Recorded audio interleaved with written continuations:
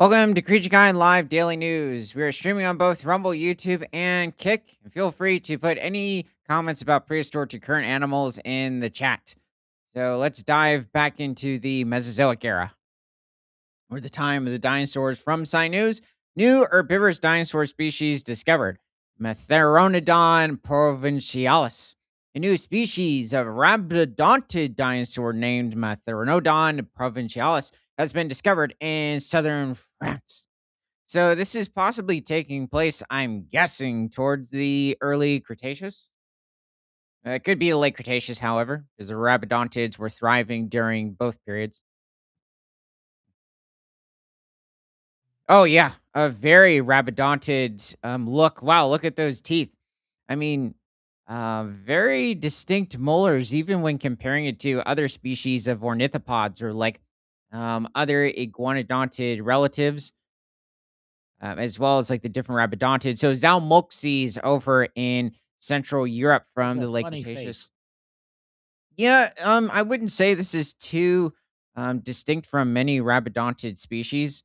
It is also a member of the elasmarian lineage of iguanodontids, or the ornithopods themselves, which are also part of the ornithischian lineage of dinosaurs.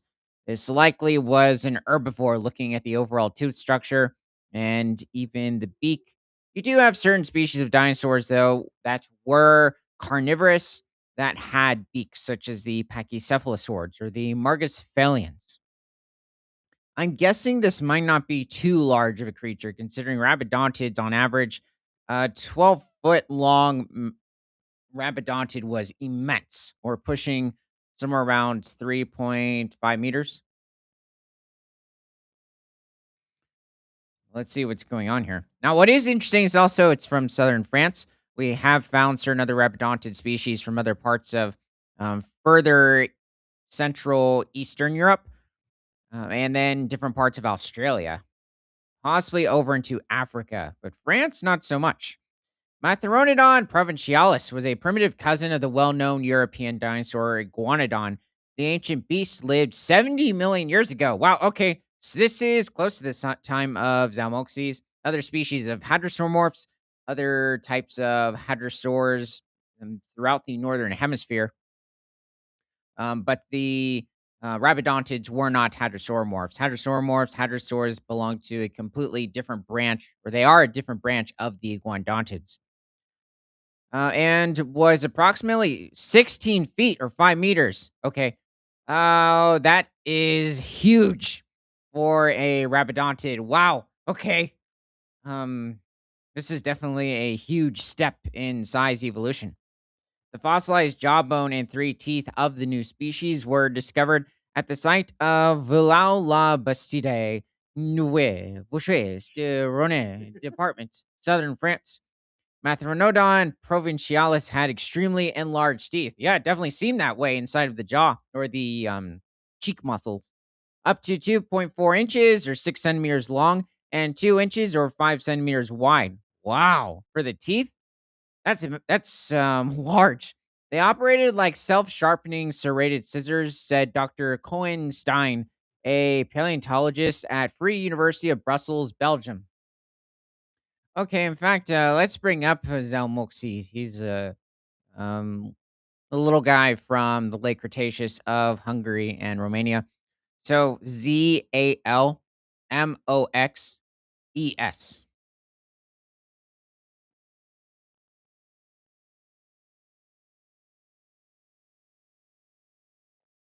So this creature is likely less than half the size of Metheronodon. Oh, I remember this. Yeah, so this is the smaller rabidontid species from the late Cretaceous. So this is pushing 68 to 69 million years ago during the late Maastrichtian epoch of the Cretaceous over in Central Europe. And this is a snapshot from the documentary Prehistoric Planet. Why It's is he not a so bad reconstruction of the animal. why is he so fat? I don't think it's supposed to be fat. It could be, but it's likely he's just a very stocky creature. Whoa. Well, that's a leaner sort of a look. I wonder how much further back this reconstruction took place. It is this is a more, I guess you could say rabidontid or, overall iguanodontid type of a look. I mean, there were certain more, like, robust species, but Zalmoxi in some instances, and along with certain other species, are reconstructed as very, wide, stockish, um not sure if it was possible for Zalmoxes to have walked on all fours. I think it certainly is possible. It did not necessarily have small arms compared to its body size. It was maybe pushing somewhere around 7 to 7.5 feet in length, or slightly over 2.5 meters, and probably weighed, um, I mean, not 2.5, probably like 2.3, 2.4 meters, and probably didn't weigh much more than 100 to 120 pounds, or maybe around 50 kilograms. And was feeding on a wide variety of different species of flowers and ferns within the region, possibly even going after different types of seeds. And there doesn't seem to be any evidence for this creature being feathered. Yeah, that's a really good preservation of the skull. Okay, this one looks like he's modeling. Yeah, it's not bad. In some instances, you could almost say it's like a younger iguanodon individual, but iguanodon does have very distinct beak. This one is a little too thin compared to an iguanodon look, but um, maybe it might be closer to the hatchling of an iguanodon. But iguanodon was also roaming England about 135 million years ago, as well as different regions of Western Europe, such as Switzerland, Belgium, Germany. I believe we have even found fragments from parts of Italy, Spain, and possibly Portugal.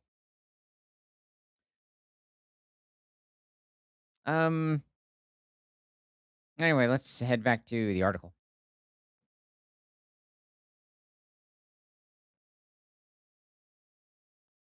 It's probably only feeding on around a maybe 3 pounds of food each day, or a little over 1.5 kilograms.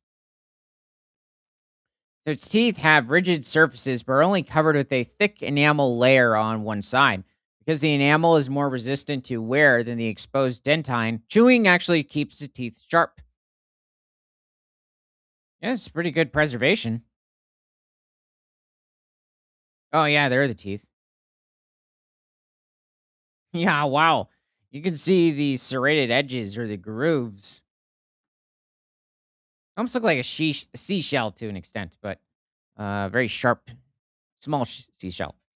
The denture of rabidontid dinosaurs or rabidontidae had had evolved in a different direction than that of their contemporaries. The hadrosaurs or duckbill dinosaurs, said Dr. Pascal Godefroy, a paleontologist at the Royal Belgian Institute of Natural Sciences. Hadrosaurs had sophisticated dental batteries formed by little teeth with which they could crush conifers. Metheronodon provincialis and other Rabidontidae probably ate leaves of palm trees, which were abundant in Europe at that time. That is interesting. In fact, that's one of the few times I've heard of palm trees being consumed by dinosaurs, and probably one of the only circumstances where, well, okay, I'm not sure if, I don't think they've stated that there's evidence for them munching on palm trees, but they just seem to be really common in the island ecosystems that this animal, well, I don't know, this animal might have been on the mainland, but much of Europe was a series of islands at this point. But it would be quite a large herbivore. Well, not necessarily. I mean, we do have evidence over in the Hatzeg Basin over in Romania and Hungary that there were 11-ton sauropods roaming the region. You also had it where there were larger 2,000-pound hadrosauromorphs like the Telmatosaurus roaming as well, or pushing 950 kilograms. So, yeah, he's technically like a smaller to medium-sized species of herbivore in the area. And to cut rather than crush the fiber-rich leaves before they could swallow them. Yeah, it seems to be. It almost like this creature has a somewhat similar type of a chewing mechanism to maybe certain species of ceratopsians, but their teeth in general seem much more efficient. Ceratopsians would really just slice the vegetation and then swallow it whole, not chewing it very much like the different species of hadrosaurs. Okay. Well, let's head over to another part of the Mesozoic. So from Sci News, Caihong juji, Jurassic bird-like dinosaur had iridescent feathers. A newly discovered species of bird-like dinosaur, Caihong juji, had a beautiful iridescent coloration, according to a study published in the journal Nature Communications. Yeah, wow. I mean, if this is possibly what the animal looked like, that is quite extravagant, at least towards the upper part of the body. And then for some reason, they decide to add a little bit of yellow towards the bottom of the tail. But it's saying Jurassic, so possibly around the time of Archaeopteryx, which was probably much more overall colorful than this creature. I found some things where he's colorful. So Caihong lived in China about 161 million years ago. May have used its impressive feathers to attract mates. Okay, that is nearly 10 million years before Archaeopteryx pops into existence over in late Jurassic Germany. So that is quite astounding. We do have evidence, it seems, for different species of dinosaurs earlier in time to have consisted of feathers, but in that type of a display is unheard of. So, Caihong Jujai is part of a group of small bird like dinosaurs that lived in what is now China during the Jurassic period. This dinosaur was tiny, about the size of a duck. Well, it depends on the species of duck you're referring to, considering we have species of larger geese or ducks back in, I believe, the Pliocene that could reach somewhere around what was it? Over 2 to 300 pounds, possibly larger, or pushing over 100 to 140 kilograms. So that could be a massive creature. I'm guessing it's referring to, in this case, possibly maybe like a mallard or some teal duck, Well, the other one would make some great Peking duck, maybe Muscovy, little plum sauce. maybe for some. I just find it kind of dry and a bit strong. So, with a bony crest on its head and long ribbon like feathers, and based on analysis of its fossilized feathers, the feathers on its head, wings, and tail were iridescent with colors that shimmered and shifted in the light. In fact, let's bring up Archaeopteryx. So, Archaeopteryx.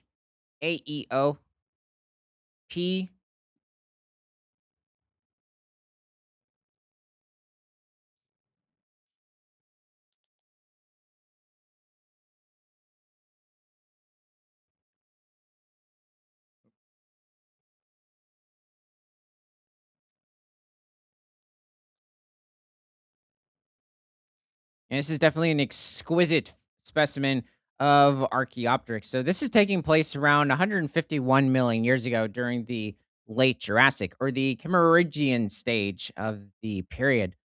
So, um, hmm. This reconstruction, I think the teeth might be a little large compared to its overall skull size. There's also something about the skull that seems um, like a bit too large, at least on the upper snout. So, like the upper maxilla. And that dragonfly also seems huge compared to the animal. Though Archaeopteryx is not necessarily too large of a creature, How but large were they back then? the wingspan was maybe pushing somewhere around 2 to 3 feet, The dragonfly. maybe pushing meter. Oh, like today's size, Oh, I thought they were larger. maybe slightly, but it wouldn't be too much of a difference. They were nowhere near the size of their ancestors back in the Carboniferous period over 315 million years ago when oxygen levels were much higher. It was much more humid and it had a large positive impact on many species of insects, at least when it came to their size, or arthropods in general, or at least terrestrial arthropods. So ones that specifically lived on land, not really having as much of an impact on species in the ocean. I mean, they still were quite large, but it was really on land where it had the largest impact. Archaeopteryx, it seems, was probably feeding on different species of insects. It might have hunted smaller mammals at the time. and probably not going after any dinosaur hatchlings or maybe some of like the earliest predecessors to birds. But outside of that, it was likely feeding on smaller amphibians, reptiles. It might have scavenged now and then, and it does seem to have the ability for powered flight. So this would be possibly the first bird to exist. Oh yeah, this is. They definitely gave it a much more bird or modern bird like appearance. And you would have many species of birds derived from this creature that would flourish into the corresponding Cretaceous period.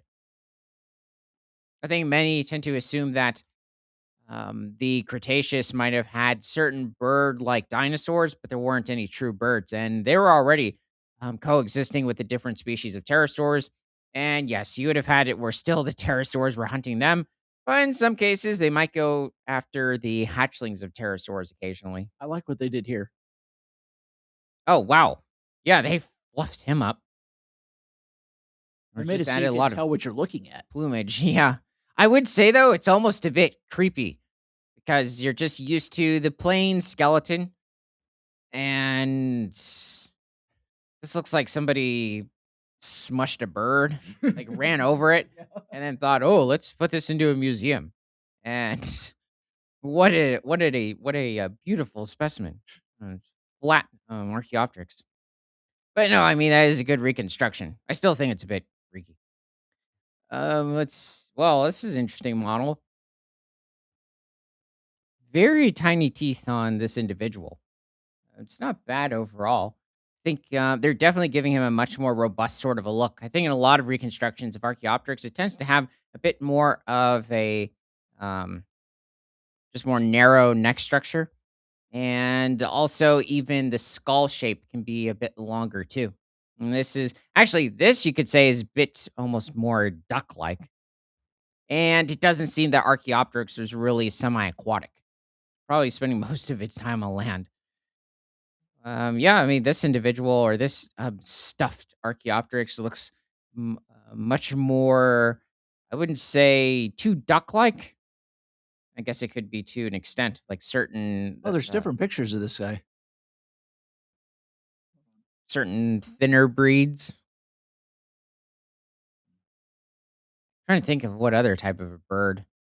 Almost like a certain falcon or osprey type of characteristics, at least along the wings. Oh, this is different. I am surprised that they didn't add a lot of coloration to the Archaeopteryx models. Maybe they're trying to go after more of like a camouflage sort of an appeal and not so much of just a variety of color. Like I was expecting reds, greens, as well as like a mixture of possibly blue. I guess you could say white too. Okay, well, let's head back to the article.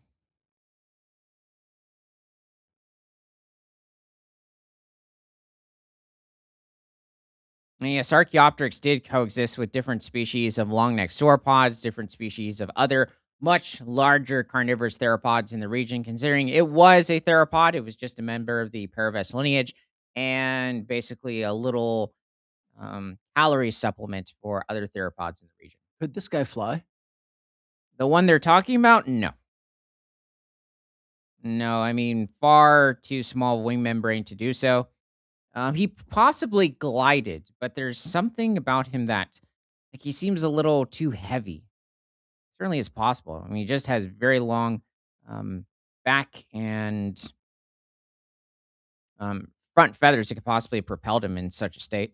Iridescent coloration is well known to be linked to sexual selection and signaling, and we report its earliest evidence in dinosaurs. Caihong juji may have a cute nickname in English, rainbow, but it has serious scientific implications, said co-lead author Professor Julia Clark from the University of Texas at Austin.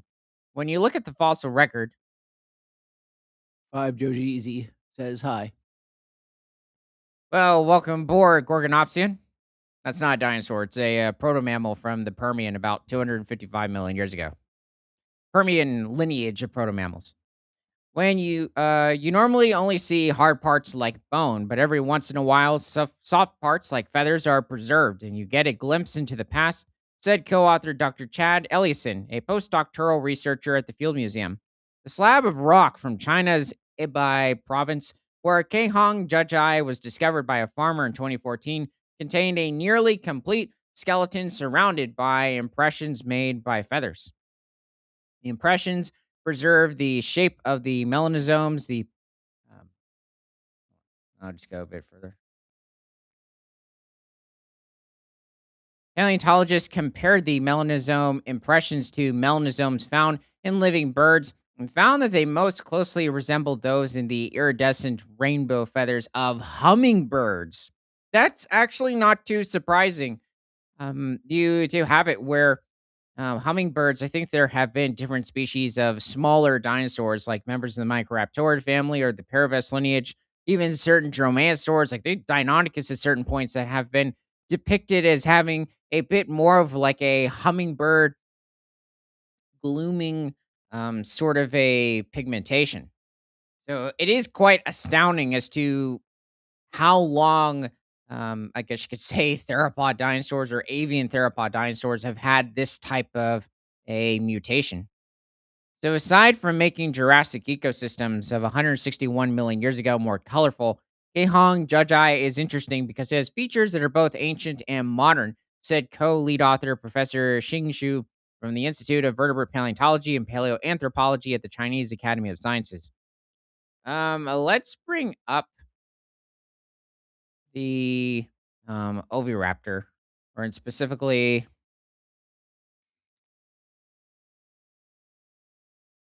yeah, I guess oviraptor itself. Maybe like a feathered oviraptor too, or a colorful one. OV. Okay,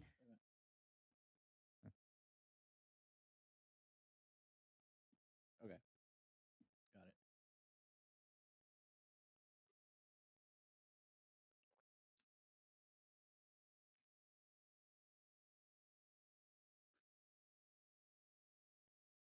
I mean, you have other creatures too, like Hodipteryx, possibly Sinosauropteryx, Sinornithosaurus, Microraptor, a wide variety, well, even Velociraptor. But the problem is, it doesn't seem to be with Velociraptor. It was necessarily very colorful.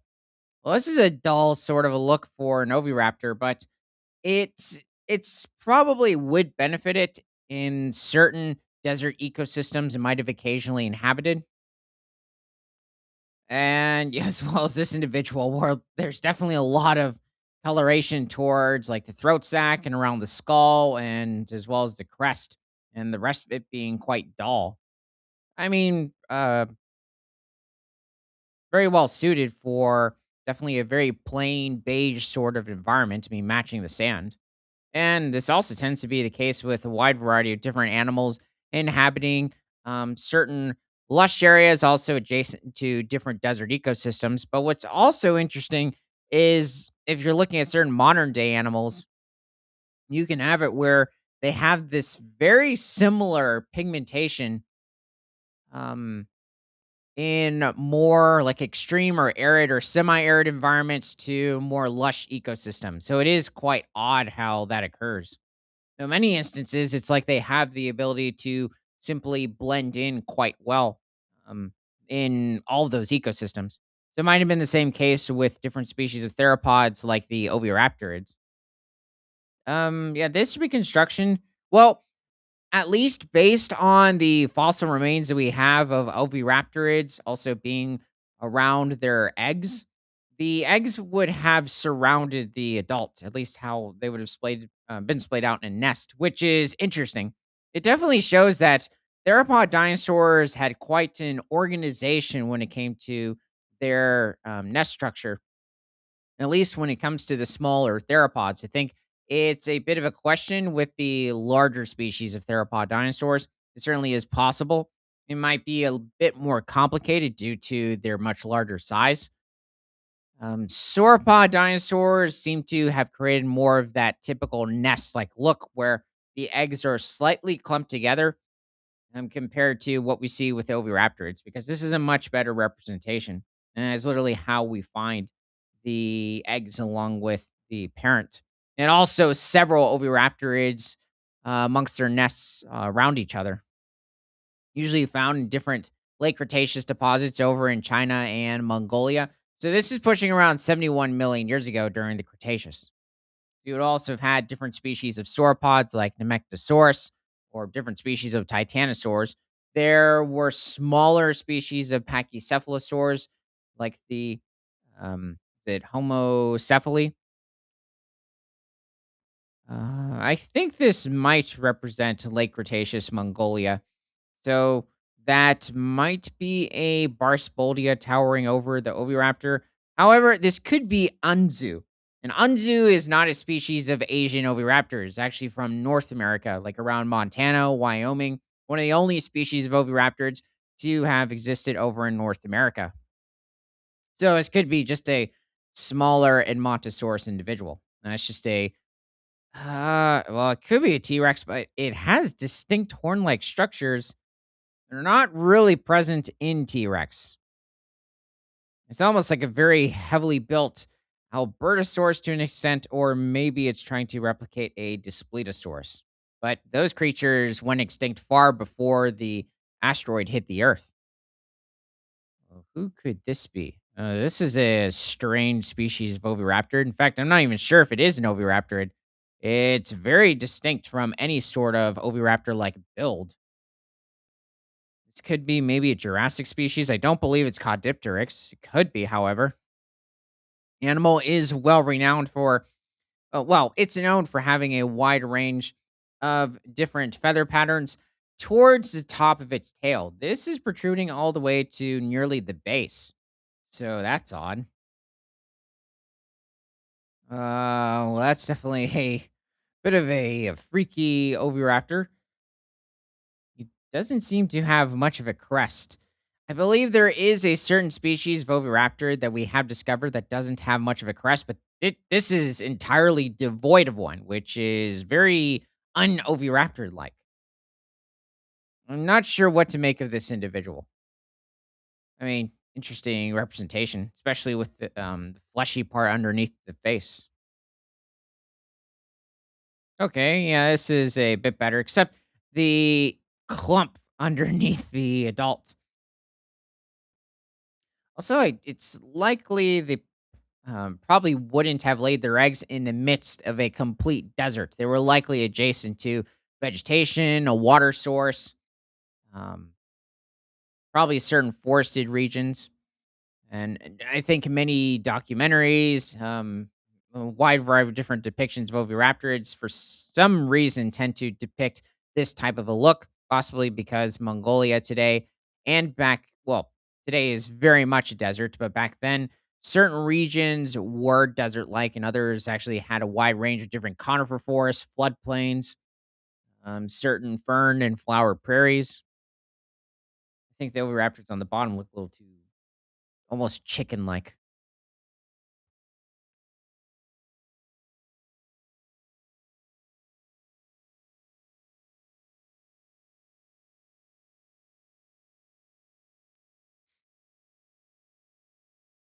The bony crest is a feature usually seen in dinosaurs from earlier eras. That is true. I mean, when you're looking at different species of neotheropods, like the different, like the Monolophosaurus or Dilophosaurus, Sultriovenator, Dracovenator, all these dinosaurs had a distinct crest on the top of their head, but it was usually divided into two sections. There were certain species like Kralophosaurus where it was a distinct crest, but they were also much thinner compared to an Oviraptor's head crest, especially if you're comparing it to like Corythoraptor, which is, I believe, existing around the same time as Caihong juji. So while its neck feathers show evidence of melanosomes that may represent the first, yeah, known occurrence of iridescence similar to that found in a variety of hummingbird species living today, there are crests associated. Hold on a second. I mean, a second. Did I just?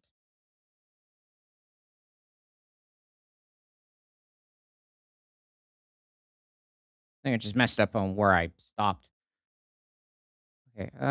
So there are crests associated with sexual selection, previously known only in earlier dinosaurs. There we go. And yet there is also a bird mechanism of signaling or display appearing for the first time. Caihong juji is also the earliest known animal with asymmetrical feathers, a feature used by modern birds to steer when flying. This dinosaur couldn't fly, though its feathers were probably primarily used to attract mates and keep warm. Well, what's also interesting is they haven't even mentioned that this animal could glide. So maybe it just hadn't evolved that type of a mechanism yet. Certainly possible. I mean, this is towards the later mid Jurassic. While modern birds' asymmetrical feathers are on their wingtips, Caihong juji's were on its tail. Oh, well, that could explain it.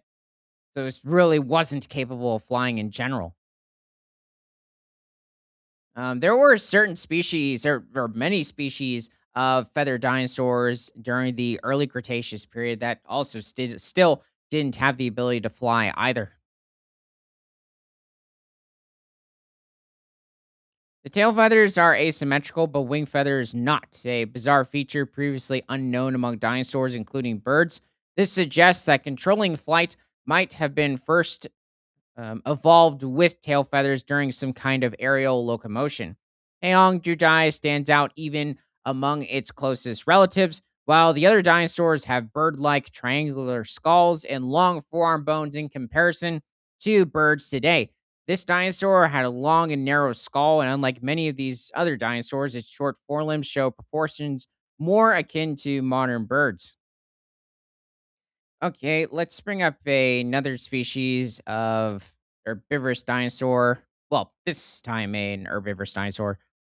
Um, so I guess I'm trying to think of maybe one like with another crest or possibly just another structure in general. Um, let's just go with Nothronicus. So NothronY.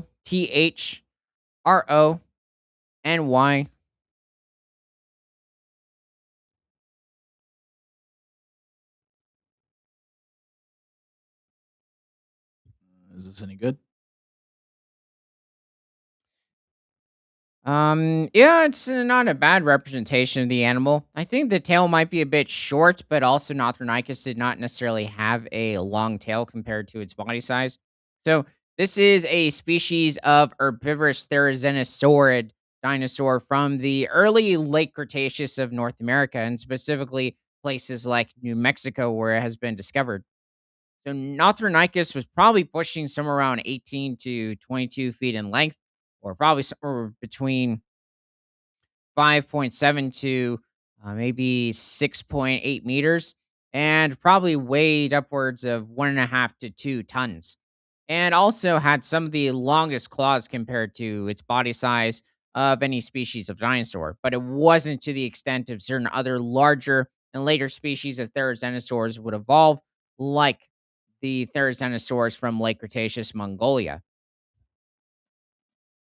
Nothronicus also seems to be primarily an herbivore. There were certain earlier theories as to this animal possibly being a carnivore. This would be also for a wide variety of different species of therizanosaurs, simply due to their immense foreclaw sizes and possibly being used for capturing its prey. But it seems that these claws, I think it's still a bit up for debate, but were simply too delicate to be used in that type of a way. It's not that necessarily, especially with Nothronicus, that they couldn't be used in some cases for defense, but just a lot of pressure on these claws could possibly break them. So they were likely feeding on different species of ginkgos, different species of conifers at this time, maybe even going after different types of palm trees and lower species of flowers. Okay, no feathers. Yeah, this is from Planet Dinosaur. I think even for the time, it might have been um, a little non-featherless. They just gave it a bit of like a short plumage type of an appearance. So, Non-featherless, you're saying it did have feathers? yeah, it did. It's just in this depiction, it looks like it didn't. The animal that's facing off is a Suski tyrannus. So this is also an earlier species of North American tyrannosaur, probably pushing around 18 feet in length when fully grown, or probably around 5.7 to 5.8 meters. The problem is we've only found a juvenile of Suski tyrannus, so I think it was somewhere around 4 to 6 feet in length. They're pushing somewhere between 1.3 and maybe 1.8 meters. Oh yeah, this is a much longer representation of the Nothronicus, and it's more realistic when it comes to the claws on its forelimbs. They weren't to the extent of like that other picture of Therizinosaurus. And they were probably a bit more durable compared to Therizinosaurus's claws. So they seem to be more prime for probably breaking certain tree limbs, but also defending itself from other species of dinosaurs in the region, probably even other species of herbivores in general. The problem is that when it comes to the height of different species of therizinosaurs, it doesn't seem to be that the arms in general might have helped with pulling down branches to its head, considering its head was higher up than how far it could extend its arms. But you might have had it where there were certain tree branches that there were limbs or there were leafed limbs further up in the tree, and maybe it could use its arms to bring the whole branch down, and that way it has much more access to food. Wondering who's in the background. Oh, it's supposed to be a Zuniceratops. I didn't see that. Yeah, there he is.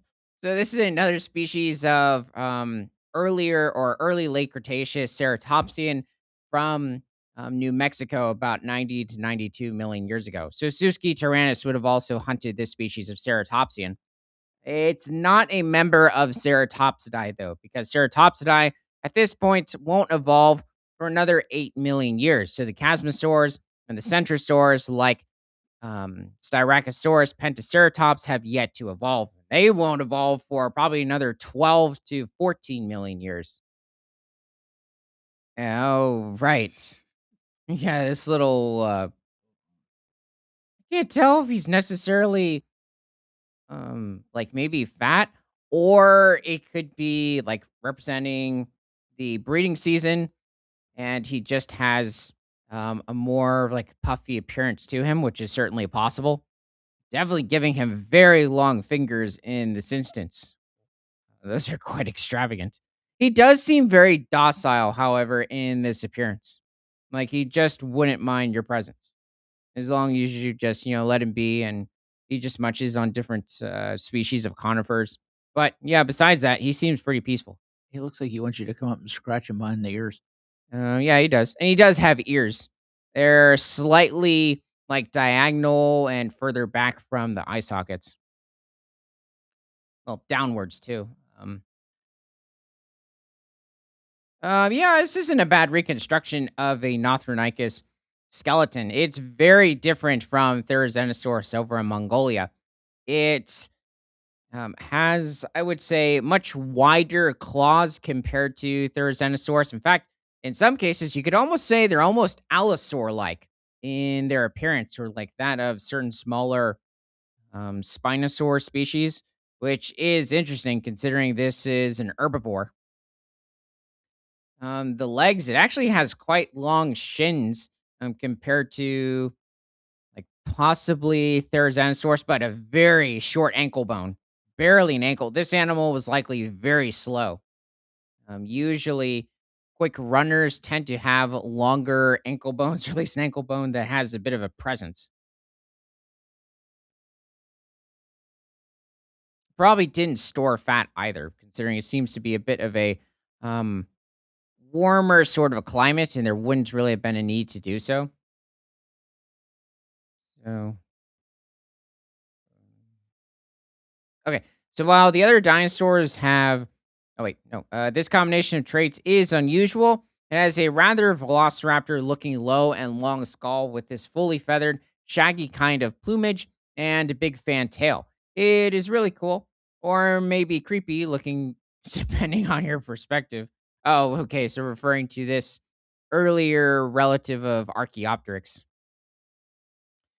Also, I'd like to commemorate paleontologist George Cuvier and Henry Fairfield Osborn, because both of these paleontologists, well, technically George Cuvier, was also a French naturalist and zoologist during the 17 and 1800s, and Henry Fairfield Osborn, I believe, doing most of his research during the late 1800s and into the early 1900s. But both were born in August.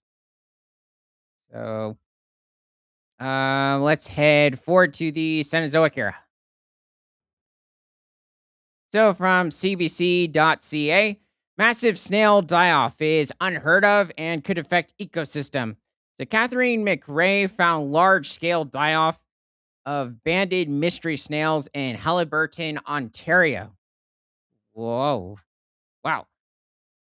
That seems like a handful. Catherine McRae used buckets to collect dead banded mystery snails to clean up the shoreline along Grass Lake in Halliburton, Ontario. Oh, this is stating buckets. I wonder what was going on. Was there some sort of disease? Was there a predator taking them out? Probably not any mammalian predator, considering all the shells seem pretty intact. So, a mollusk expert says the recent discovery of more than 150 kilograms, or pushing 310 pounds, of dead banded mystery snails on a Halliburton, Ontario lake, the weight of an adult male reindeer. Okay, that's depending on the subspecies of reindeer. You have certain subspecies over in Canada, even different parts of Russia and Northern Europe, that can reach over 600 pounds, or pushing 270 kilograms, raises concerns about the impact of the invasive species on the ecosystem. During the spring, several people reported finding the same species of dead snails, each about 2.5 centimeters in diameter, in waterways and along shorelines in Ontario and Quebec. None of those discoveries were as large as what Catherine McRae found on the May long weekend when she went to take her kayak out on Grass Lake. The lake was coated. When I say coated, they were within an inch of each other and halfway out into the lake, said McRae, who's lived on the lake for 20 years. It was total snails. Yeah, that sounds um bit yeah, I'd say terrifying in terms of the snail species. McRae said she has seen banded mystery snails, first discovered in Canada in the 1860s, over the past few years, but not to this extent. She spent 10 days collecting them in buckets to help clear up access to the lake from her property and to get rid of the putrid smell. I was concerned that by allowing all those snails to rot on the shoreline, I was creating a toxic soup, and I wouldn't want to swim in. Yeah, I wonder what chemicals they would be releasing into the water. Or well, not necessarily that, just specifically the negative impact on the lake itself. She spent 10 days collecting them in buckets to help clear up access to the lake from her property and to get rid of the putrid smell. Oh, wait, I already said that. Wow. So that's a large bag of them. Environmental scientists can't confirm why the snails have died off in such large numbers, but suggest the hot weather in May and low water levels were partly to blame. Well, that could definitely partially explain this. McRae, I mean, if these are also mostly aquatic snails, then yeah, that could have a definitely a major detrimental impact. McRae sent her photos of the shells to Andre Martel, a researcher with the Canadian Museum of Nature and one of the country's leading mollusk experts. He says he's never seen it die off to this extent. We know that they die after reproduction, sometimes massively, but that scale is unheard of. Wow, that's a lot of them. All in the same place, though. Yeah, strange. Like maybe they're all congregating these certain areas. That's a lot. What are they eating?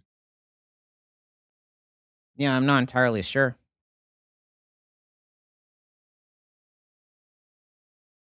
I bet that would stink when they all die. I'm surprised that I mean, considering there really aren't any animals that seem to be scavenging them, that seems also a bit concerning.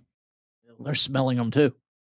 And we know that they die after reproduction. I was wondering that is it just after they reproduce and they pass away, like like chum or pink salmon over in Alaska and British Columbia. Sometimes massively, but to that scale is unheard of. Okay, it sounds like this might not be too much of a surprise. Marl suspects the population of this species of snail has increased over the past 10 to 20 years, which has made their regular die off period after spring reproduction more noticeable.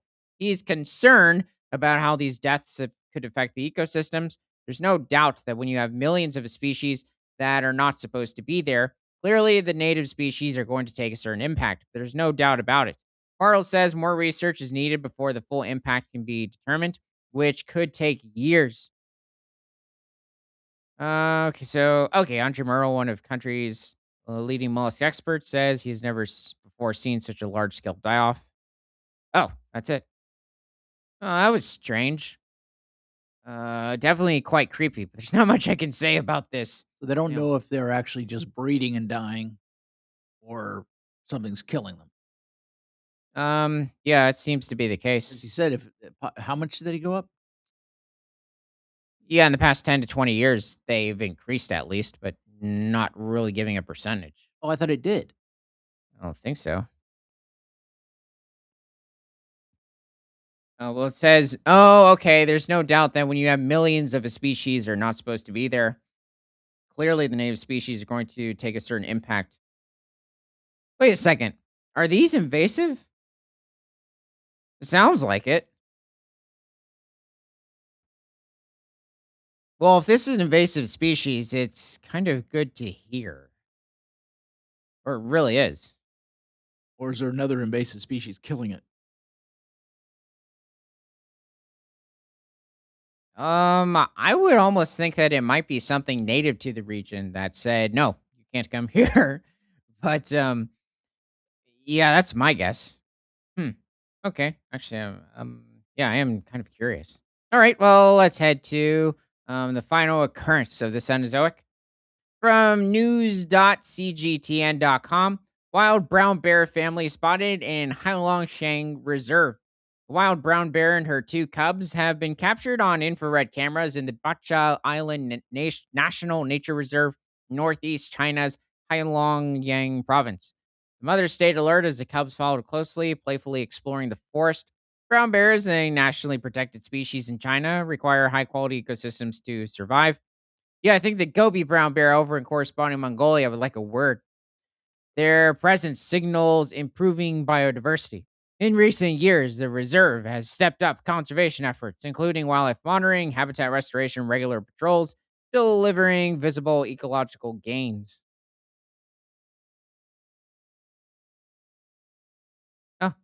Oh, let's see, I guess what occurred. Wait, hold on a second. Is there anything else? No.